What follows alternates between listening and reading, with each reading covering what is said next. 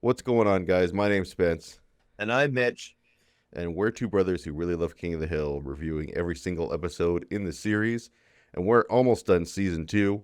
It's been quite a slog in comparison to season one because there's twice as many episodes, but we're almost at the end here. And today we're tackling Hank's dirty laundry. This is a really funny episode for multiple reasons, but this one, I really have to admire Hank's tenacity in proving himself that he did, in fact, not rent the pornography.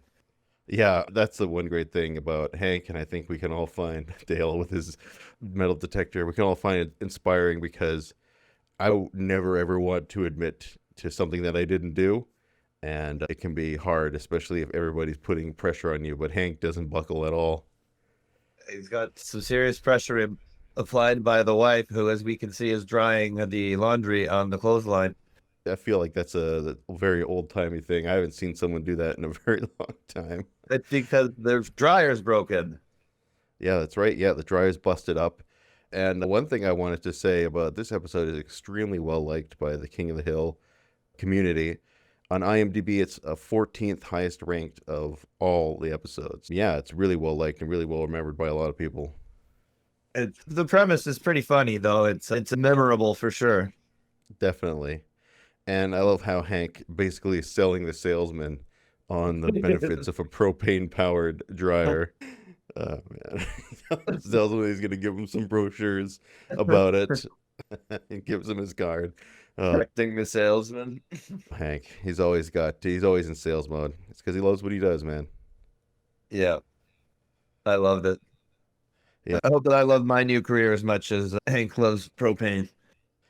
Yeah, I'm definitely in that realm where I'm finally have a career where I love what I do. And it feels so good, to quote Chuck Mangione.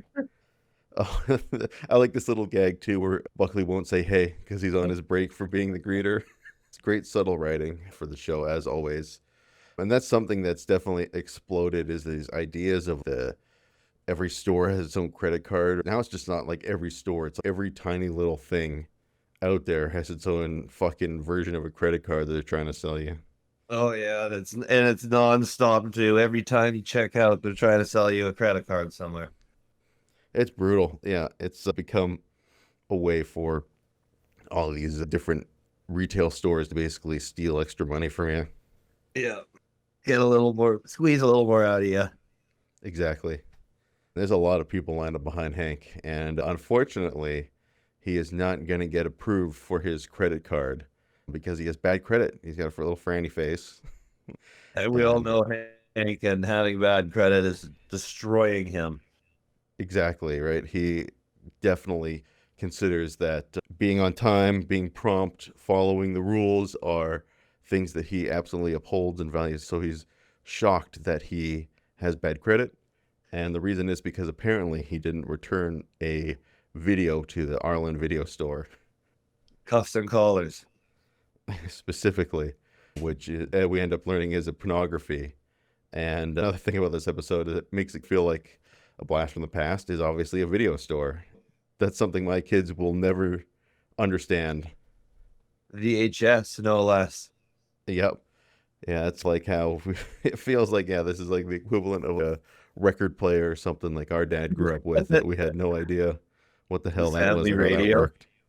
All gathered around the family radio, listen to FDR's fireside chats. And I like this little subplot with Bobby where he keeps thinking that his parents are taking him out to buy his birthday present, even though his birthday is 1 month away. Yeah, they're doing it. Another good subtlety in the writing. Because they get the dryer in the end and the Bobby thinks it's his birthday present. So they're trying to square this missing film with the attendant here. And they eventually learn that the film that they're looking for is a pornography. And that's another thing that's just so ancient. The adult-only section in the video store and stuff like that. Oh, yeah. Come a long ways from there. Yeah, we're definitely in the pre-internet times. Definitely pre-internet being widely adopted. Yeah, it was back in the dial-up days. Why are they there judging him for going into the adults only section? They have no right to judge anybody for anything. That's right. So Hank is not going to let this slide. He is determined to prove that he did not rent the pornography, and he will not pay the money back. And Peggy is a little bit skeptical. She gives Hank a pretty good grilling there. Yeah, she honestly, like, she's being a pretty good sport about it, outside of the fact of not believing her husband, which is, I think, a dick move. But she really doesn't seem to care, even if he did end up renting the pornography. It doesn't seem to faze her at all. You feel like your wife would be like that? She would not take your side in something like this? Yes, I don't think she would believe me. There's a classic Boomhauer line. Yeah, man, talking about that dang old cuts and collars, man. Like when they come over to clean that pool, man, start going, quit it. Now Dale is laying it in about the beast, and that's one of Dale's prophetic takes, I guess you could say, because he definitely called how all of our information is being hoovered up by various different corporations and entities and being used against us. By now, your name and particulars have been fed into every laptop, desktop, mainframe, and supermarket scanner that collectively make up the global information conspiracy, otherwise known as the Beast. Oh, yeah. To sell us stuff that we don't need. Exactly, yeah, to try and sell this stuff. And this is another great scene where Hank gets a call from a telemarketer who's gotten his information through the Beast. And Hank thinks he's a customer. He pulls out his Rolodex. Proves him through his Rolodex. He's found Hank's information. He's trying to sell him more pornography. I think this is something we can all relate to, although I don't think I know I've never gotten a telemarketing call for pornography, but I've gotten plenty of telemarketing calls for other products. It's never ending, and it's more, I think it's more so scammers today than telemarketers. Yeah, that's a good point. Yeah, there's just so many scammers. It's out of control. I get a scam call at least once a day. Oh, yeah, they just have their auto-dialing machines going all the time. Oh, and unfortunately, Hank's information has been saved and is going into all these old-timey machines, old-timey computers. And yeah, he's getting shipped a lot of free products, which probably took a lot of money out of these companies' pockets to send to him. Yeah, I never understood that part, why he all of a sudden just started getting all this free crap. Yeah, it is really weird that he would get all the free stuff, all the free samples, if you will. And we learn that Bill is the biggest hypocrite on the planet for shaming Hank for his pornography. Yeah, but Bill ends up saving the day, though. Yeah, it's true. He ends up coming through in the end, but yeah, he's got to cover his tracks. Bobby comes in just as they're trying to get rid of everything. Just reinforces his belief that they're getting him his Christmas present. This is great, too. Yeah, he's trying to return everything. Do you know this, man? Talking about no god dang old way, man. The dirty old man. And then Hank, of course, says that I can do without Dale, but I can't do without you, Boomhauer. Boomhauer is very, very well respected, I feel like, particularly in the group. I think so, yeah. He's the valued opinion. Yep. This old lady starts going through his crap. Oh, man. Thank you. You threw out your mail, son. Don't you want to prolong your love-making pleasure for just pennies a night, Mr. Hank? Give me that. If I don't fight, someday it could be your name on these plugs. Do you know this guy? No dadgum way, man. It's just some dirty old man hanging around with sex toys. Back at my place, if you're interested.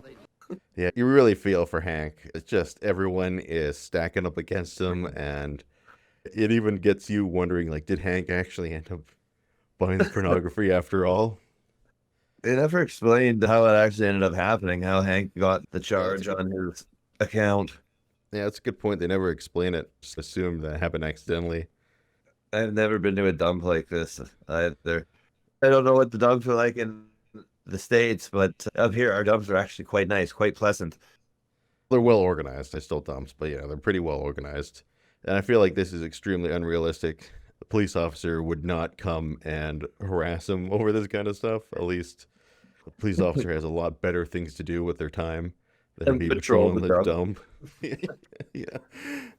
And but it's funny because he gives Hank the gears about how he can't throw away that wand massager because it's not the right plastic. All right, give me your license. I'm going to run you through the computer. I don't have my license on me at the moment, but I can tell you that I was born in 1953. As a child, I was quite ill. So Hank manages to elude the cop. Of course, leaves as soon as he sees the police officer. He's gone. As always, at the first sign of any trouble. And Hank's protesting. Arlen video, all on his own, fighting the man all by himself. I was watching this one with Silk, and she said this is where I would draw the line with these two. If you were out there holding up the sign all by yourself, protesting the Yeah. video. The support stops. Yeah, she basically tells Hank the same thing. This is it. This is too much. You should just pay the charge and get it over with. To get Hank to stop, Piggy basically says, "Do you want me to take my top off and dance around like the woman in your videos?" So making it clear that even she no longer believes him. Yeah, the support's run out. Hank truly alone. All of his friends have abandoned him. His wife has abandoned him. And yeah, just fighting the fight all by himself.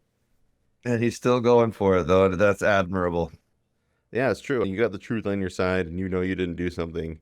The last thing you want to do is admit to it. That's right, yeah. I can't cave now. I tell you, that's one of my greatest fears. One of my all-time fears in life is being accused of a crime I didn't commit. Yeah, that would suck. Thankfully, it's never happened to me, and hopefully it never will. But yeah, that's one of the things I'm most afraid of. Yeah, there's several ways that it could happen, for sure. Yeah, exactly. It's not exactly a impossible scenario. That's right, yeah. So Hank gets a package that Bobby once again thinks is his birthday present. He thinks they're all cop movies. That's a stack of pornography. Yeah, but it's actually a gift from somebody, basically telling Hank that he's right and the devil's in the detail, so to speak. The truth is in the tapes. So in order to, and it's funny, in order to clear his name, Hank does have to become an expert in pornography. This cruel irony. The Luann taped it. Watching it so seriously. Peggy walking in at the absolute worst time. Oh, those jokes are always classic.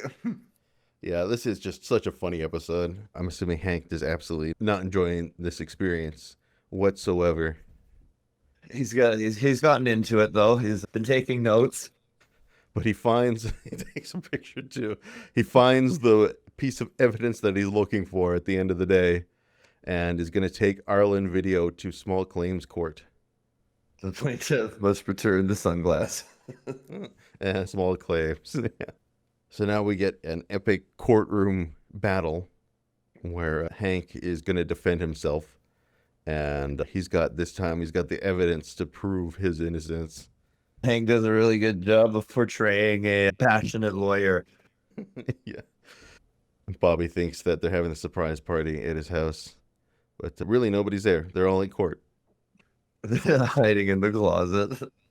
So Hank is laying out his case, and basically the gist of his case is that he watched all the pornography and he looked at all the times that they were released, and effectively, due to a tattoo that one of the actresses has, it proves that the video was rented by him before it actually existed.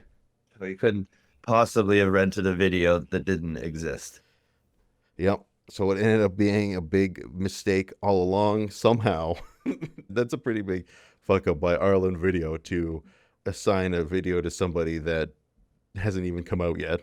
I was wondering that the last time I watched this episode, that minor detail. Yeah, they really fucked up on this one. I just love Hank's body language here. Isn't it great? Yeah. Finally turning it around to be calm, cool, and collected. And of course, Hank wins the case, and the judge rules in his favor. And she makes one little addition to the record. She wants the record to state that Hank Hill really knows his pornography. What wonderful irony. And we learn that Bill was the one, of course, that gave Hank the evidence that he needed to defend himself. But he'll never know. A friend. Signed a friend. They're all nervously waiting to see if his credit approves. And he's got the smiley face now. Yeah. Love this triumphant exit with the dryer. Yeah. Oh, this is great. All coming home in a convoy. For some reason, they all convoy just to pick up the dryer. It's a big event, picking up a new appliance. Yeah, that's true. Yeah, that's true. Bobby's birthday. He gives it a hug. All right, that brings us to the end of another fantastic episode. What do you think, Mitch? I'd say that the only thing keeping this one from a 10 is it didn't have a great moral of the story, but for entertainment and humor, this one gets a 9 for sure. Yeah, I'm going to go a little bit lower. It's an 8.5 for me. Very solid episode. Very entertaining episode. But yeah, like you said, there's no moral of the story. There's no message that it's really trying to convey. But it's an all-time classic. And apparently a lot in the King of the Hill community agree because, as we said at the start, it's a 14th overall. It has an 8.3 on IMDb, which may as well be a 9.9 out of 10 by the IMDb scale. Yeah, IMDb is pretty critical. Yeah, it's just that as soon as one person ranks something 0, then it will take down the average. Hit. Yeah. Awesome. Another fantastic episode behind us. So next week we have the final shin suit, or the final shin slut. Shin salt. The final shin salt. Yeah. What the fuck am I saying? So we have the final shin salt. And this is actually another one, my personal favorite episodes. The one where Cotton ends up stealing the artificial leg of a Mexican General Santa Anna. Santa Anna, yeah. Or Santa Annie. Santa Annie. Santa Annie, artificial leg. Yeah, this one is one of my favorite Cotton episodes. So we'll see you guys next week for that. Awesome. Thanks for watching. We'll see you next time. And don't forget to like, comment, and subscribe for more great King of the Hill content. See you guys next time. Bad one.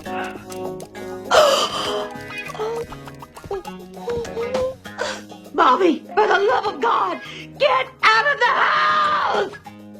Okay.